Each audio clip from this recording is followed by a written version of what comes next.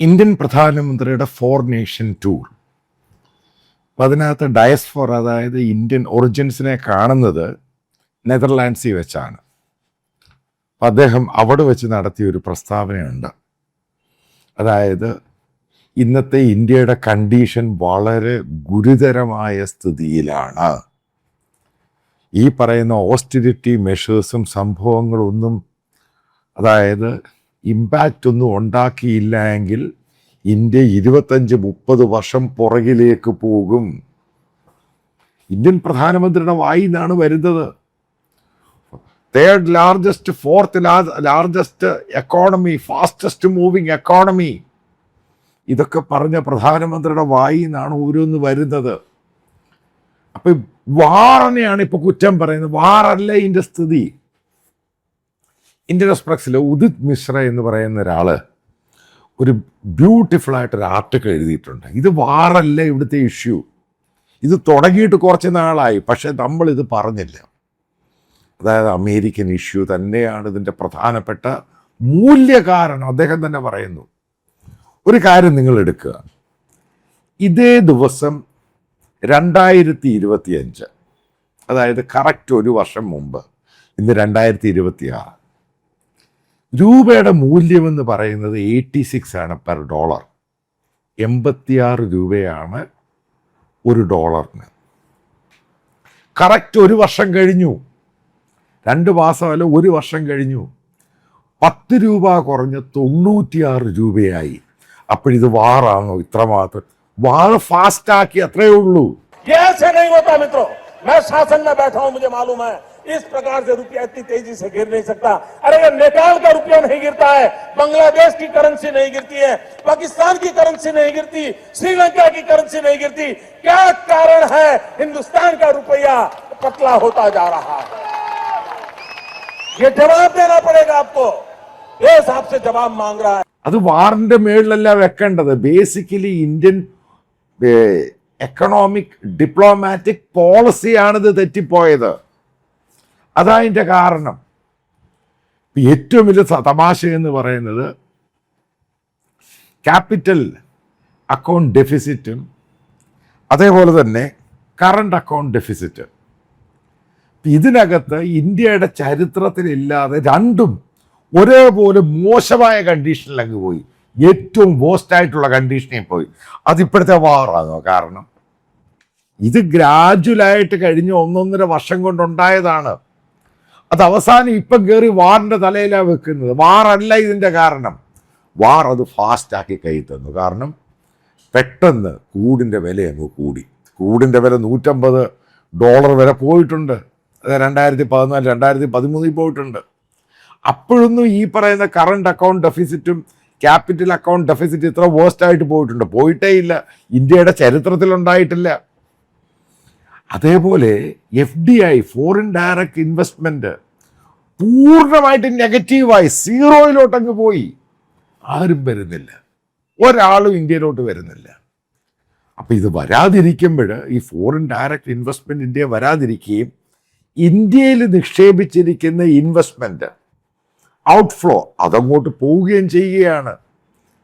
ഇതാണ് ഈ പറയുന്ന ആ കറണ്ട് അക്കൗണ്ട് ഡെഫിസിറ്റും ക്യാപിറ്റൽ അക്കൗണ്ട് ഡെഫിസിറ്റിനെ പറ്റി പറയുന്നത്. ഇതങ്ങോട്ട് പോകുന്നു. അതായത് എക്സ്പോർട്ട് എന്ന് പറയുന്നത് 0 മാറി. പല എക്സ്പോർട്ടും കൊടുക്കുന്നത് എങ്ങനെ? ഗവൺമെന്റ് സ്കീം കൊടുത്തേക്കുക. കാരണം ആൾക്കാരുടെ ജോലി പോകും. അപ്പോൾ ഇപ്പോഴത്തെ പുതിയ സ്റ്റാർട്ടപ്പുകളും എല്ലാം പറയുന്നത് കാരണം അവർക്ക് റോ മെറ്റീരിയൽ കിട്ടുന്നില്ല. ഉറപ്പായിട്ടും അത് വാറ് തന്നെയാണ്. റോ മെറ്റീരിയൽ കിട്ടാൻ ഭയങ്കര വില കൂടുതലാണ്. കാരണം ഇന്ത്യൻ കറൻസി കൺവേർട്ട് ചെയ്യുമ്പോൾ, ഡോളറുമായിട്ട് കൺവേർട്ട് ചെയ്യും, ഭയങ്കര വില കൂടുതൽ. അപ്പോൾ ആ റോ മെറ്റീരിയൽ വെച്ച് ഈ പറയുന്ന പല ഫാക്ടറികളും മുന്നോട്ട് പോകാൻ പറ്റുന്നില്ല. മനസ്സിലാക്കുക, ഫാക്ടറികൾ വരെ ഗ്രാജുവലി അടയ്ക്കാൻ തുടങ്ങി. അവർ സൈസ് കട്ട് ചെയ്തു. ഇതിൻ്റെ പേരിലാണ് ഗവൺമെൻറ് അവസാന ശ്രമം എന്ന നിലയിൽ വർക്ക് ഫ്രം ഹോം ഇത് ഉപയോഗിക്കരുത്. കാരണം ഇതിൻ്റെ ഉപഭോഗം കുറയ്ക്കണം, സ്വർണം വാങ്ങൽ നിർത്താൻ പറയുന്നത്, ഫോറിൻ ട്രാവൽ ചെയ്യണ്ട എന്ന് പറയുന്നത്. വീണ്ടും മെഷർമെൻ്റ് ഉണ്ടാകും. അതായത് വരാൻ പോകുന്ന 10 ദിവസത്തിനുള്ളിൽ ഈ 3 രൂപ പെട്രോളിനും ഡീസലിനും കൂട്ടി ഇനി അടുത്ത 10 രൂപ കൂട്ടാൻ പോവുക. അല്ലാതെ പിടിച്ചിരിക്കാൻ പറ്റില്ല. ഇന്ത്യൻ ഫോറിൻ എക്സ്ചേഞ്ച് താപ്പോട്ട് പോവുകയാണ്. അതായത് ഒരു വർഷത്തേക്ക് അതിപ്പം 10 മാസം 12 11 മാസം 9 മാസം എന്ന് പറയുന്നു. കാരണം ഇങ്ങോട്ട് കറൻസി വരുന്നില്ല, ഫോറിൻ കറൻസി ഇന്ത്യയിലോട്ട് വരുന്നില്ല. ഇവിടെയാണ് നമ്മൾ മനസ്സിലാക്കേണ്ടത്. മോദിക്ക് പറ്റിയ ഏറ്റവും വലിയ അബദ്ധമാണ് നിർമ്മല സീതാരാമനെ ഫിനാൻസ് മിനിസ്റ്റർ ആക്കിയത്. ഇതിനേക്കാളൊക്കെ എത്രയോ ഭേദമാണ്. കാരണം അവർക്ക് ഇതിനെപ്പറ്റി ഒരു കുന്തവും അറിയത്തില്ല എന്ന് പറഞ്ഞ് വലിയ സത്യമാണ്. അവിടെയാണ് പീയൂഷ് ഗോയൽ, അയാൾക്ക് ഫിനാൻസ് അറിയാം, ചാർട്ടേഡ് അക്കൗണ്ടൻ്റ് ആണ്. അതിനേക്കാളുപരി ഒരു RSS ഫാമിലിയിൽ നിന്നാണെങ്കിൽ തന്നെ വളരെ മോഡറേറ്റ് വ്യൂ ആണ്. ഇതിനെപ്പറ്റി കൃത്യമായിട്ട് അറിയാം. എനിക്കറിയാവുന്ന വസ്തുത ഞാൻ പറയാം. ഇന്ത്യയുടെ ഏകദേശം 100-120 ടീം അംഗങ്ങൾ മോദിയുമായിട്ട് ബന്ധപ്പെട്ടവർ അമേരിക്കയിൽ ക്യാമ്പാണ്. അവിടെ നിന്നുള്ള ആൾക്കാരെ, ഇൻവെസ്റ്റേഴ്സിനെ കൊണ്ടുവരാൻ. അതായത് കഴിഞ്ഞ ഒരു വർഷം മോദിയും ട്രംപുമായി തെറ്റിയതിന് ശേഷം ഒരൊറ്റ ഒരാൾ ഇന്ത്യ വരുന്നില്ല. കാരണം ഇവർക്കൊക്കെ ട്രംപിനെ പേടിയാ. കാരണം അമേരിക്കൻ ജിയോ പൊളിറ്റിക്സ് മാറ്റർ ചെയ്യും. അവർ പകുതിയോളം പേര് തിരിച്ചു വരാൻ തുടങ്ങി. അതായത് ഗവൺമെൻറ് വലിയ പാക്കേജ് കൊടുത്തിട്ടാണ് ഈ പറയുന്ന പല ബ്യൂറോക്രാറ്റ്സിനെയും പല ടെക്നോക്രാറ്റ്സിനെയും അതേപോലെ തന്നെ ഇന്ത്യയോട് താല്പര്യമുള്ള പല ഇൻഡിവിജ്വൽസ്, പല കോർപ്പറേറ്റ്സ്, ഇവരെയൊക്കെ അവിടെ പ്ലേസ് ചെയ്തിരിക്കുന്നത് ന്യൂയോർക്കിലും വാഷിങ്ടൺ DC-യിലും ഒക്കെ.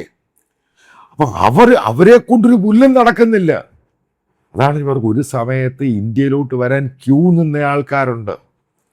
അപ്പോൾ ആ സംഭവങ്ങൾ മുഴുവനും മടക്കിയെടുത്ത് കൈവച്ചു. ഇന്ത്യയിലെ പ്രശ്നങ്ങൾ, അത് ഇന്ത്യയെപ്പറ്റി നെഗറ്റീവായിട്ടുള്ള കാര്യങ്ങൾ, ഗ്ലോബലി പോയി ക്രിസ്ത്യാനികളെ റോഡ് മുഴുവൻ അടിക്കുന്ന കാര്യങ്ങൾ. ആദ്യം നിങ്ങൾ മനസ്സിലാക്കേണ്ട ഒരു പോയിന്റ് ഉണ്ട്. അമേരിക്കയിലെ കോർപ്പറേഷൻ, അതായത് ബിഗ് ജയൻസ്, അവർ ബേസിക്കലി വലിയൊരു ശതമാനം റിപ്പബ്ലിക്കൻസ് പാർട്ടിയാണ്. അതായത് grand old party, Republican party. അവരധികം ഡെമോക്രാറ്റ്സ് അല്ല. ഇവരതിനൊരു കൺസർവേറ്റീവ് ക്രിസ്ത്യൻസ് ആണ് ഈ പറയുന്ന കൂട്ടർ, ഈ പറയുന്ന അമേരിക്കയിലെ ബിഗ് ജയൻസ് എന്ന് പറയുന്നത്. അതായത് ഏത് വലിയ കമ്പനികൾ എടുത്താലും ഇതെല്ലാം ഒരു പ്രോ ക്രിസ്ത്യൻ സംഭവമാണ്. ഇവരൊക്കെ തന്നെയാണ് അമേരിക്കയിൽ ഈ ക്രിസ്ത്യൻ സംഭവങ്ങൾ ഏറ്റവും കൂടുതൽ ഇൻവെസ്റ്റ് ചെയ്യുന്നത്. അവിടെ പ്രോഗ്രാം പരിപാടികളൊക്കെ. ഇപ്പം DC-യിൽ പ്രയർ ഫെസ്റ്റിവൽ നടക്കാൻ പോവുകയാണ്. അപ്പം അതിനകത്ത് ഇത് അമേരിക്കൻ കൺസർവേറ്റീവ് തോട്ട്സാണ് ഈ സംഭവം. അപ്പം അതിലോട്ടാണ് കാര്യം. എന്തുകൊണ്ടാണ് ബ്രിട്ടീഷ് പ്രൈം മിനിസ്റ്റർ ഇത്രമാത്രം ക്രൈസിസിൽ പോയത്? അയാൾ അവിടെ നടത്തിയ ഒരു ആൻറ്റി ക്രിസ്ത്യൻ മൂവ്മെൻ്റ് ഉണ്ട് ലേബർ പാർട്ടിക്കകത്ത് പല ആൾക്കാർക്കും വേണ്ടി. അത് അമേരിക്ക കയറി ഗെയിം കളിച്ചാണ് അവിടുത്തെ ഫാർ റൈറ്റുമായിട്ട്. അപ്പോൾ ഫാർ റൈറ്റുമായിട്ട് ഗെയിം കളിച്ച് കഴിഞ്ഞപ്പോൾ അവിടെയുള്ള ലേബറിനകത്തുള്ള പ്രധാനപ്പെട്ട ക്രിസ്ത്യൻ MPs അവർ ഈ പറയുന്ന സ്റ്റാമ്പറുമായിട്ട് ഉടക്കായി. ഇതാണ് അതിൻ്റെ ഒറിജിൻ എന്ന് പറയുന്നത്. പിന്നീട് അവർ ഇലക്ഷനൊക്കെ നടന്ന് ഇലക്ഷന് തോറ്റും പോയി. ഗെയിം അമേരിക്ക കളിക്കും, വല്ലാത്ത ഗെയിം കളിക്കും. ഇന്ത്യക്കെതിരെ കളിച്ചിരിക്കുന്ന ഗെയിം അമേരിക്ക തന്നെയാണ്. അല്ലെങ്കിൽ ഇന്ത്യ ഇതേപോലെ ക്രൈസിസിൽ വരുത്തൊന്നുമില്ല. ആദ്യം തുടങ്ങി അവസാനം ക്രൈസിസിൻ്റെ അവസാന രൂപത്തിലോട്ട് പോവുകയാണ്. ഇന്ത്യൻ കറൻസിയൊക്കെ 100 രൂപ 110 രൂപ വരാൻ പോകുന്ന 3-4 മാസത്തിനുള്ളിൽ വരുമ്പോൾ ഇന്ത്യൻ കറൻസി ലോകത്തിലെ ഏറ്റവും വേസ്റ്റ് കറൻസിയായി മാറും. ഇതിനെ ശ്രീലങ്കയുമായിട്ടും പാകിസ്ഥാനുമായിട്ടല്ല നമ്മൾ കമ്പയർ ചെയ്യേണ്ടത്. അതായത് നല്ല എക്കോണമിയുമായിട്ട് കമ്പയർ ചെയ്യുമ്പോൾ ഇന്ത്യൻ കറൻസി എന്ന് പറയുന്ന വേസ്റ്റ് കറൻസി ആയിട്ടങ്ങ് മാറും. ഇന്ത്യയിലോട്ട് വരാൻ ആൾക്കാർക്ക് താല്പര്യമില്ല. അതിന് പല ആൾക്കാരും, പല ഇന്ത്യൻ എക്സ്പേർട്ടുകൾ പറയുന്നത് ഒരു NRI, ഒരു അമേരിക്കൻ UK ബേസ്ഡ് NRI ഇന്ത്യയിൽ ഇൻവെസ്റ്റ് ചെയ്യണമെങ്കിൽ 200% ടാക്സാണ് കൊടുക്കേണ്ടത്. ലോകത്തില്ലാത്ത സംഭവം. അതെന്തുകൊണ്ടാണ് മാറ്റാത്തത്? ഇതേപോലുള്ള പല ചോദ്യങ്ങൾ പല ആൾക്കാരും ചോദിക്കും. Sameer Arora venture capital investment ഒരു എക്സ്പേർട്ടാണ്. അത് ചോദിക്കുക എന്തുകൊണ്ടാണ് ഇത് മാറ്റാത്തത്? 200% 100%.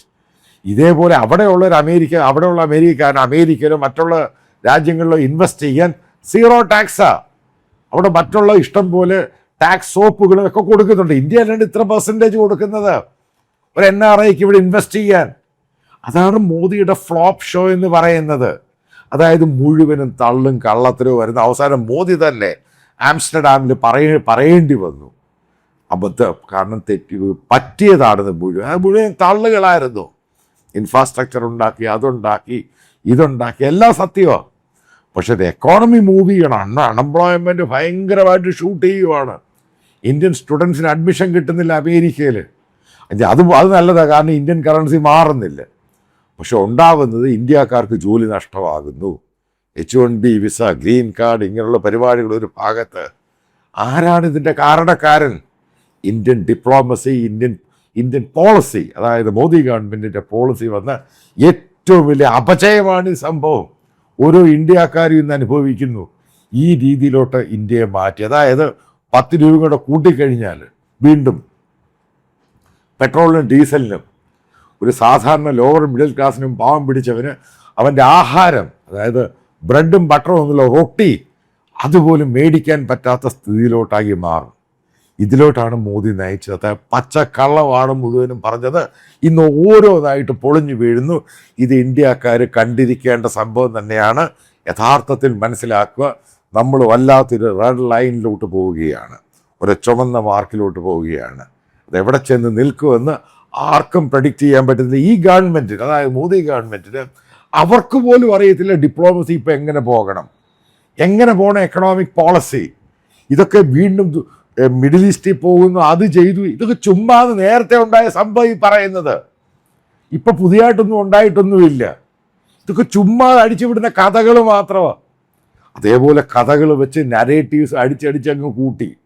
അവസാനം ഇപ്പോഴാണ് ഓരോ ഇന്ത്യക്കാരനും മനസ്സിലായത്, നമ്മൾ ലക്ഷ്മൺ രേഖ ക്രോസ് ചെയ്ത് നമ്മുടെ വെടി തീരാൻ പോവുകയാണ്. ഈ സ്ഥിതിയിൽ നിന്ന് മാറ്റിയെടുക്കണമെന്ന് മാത്രമാണ് എനിക്ക് നിങ്ങളോട് പറയുവാനുള്ളത്.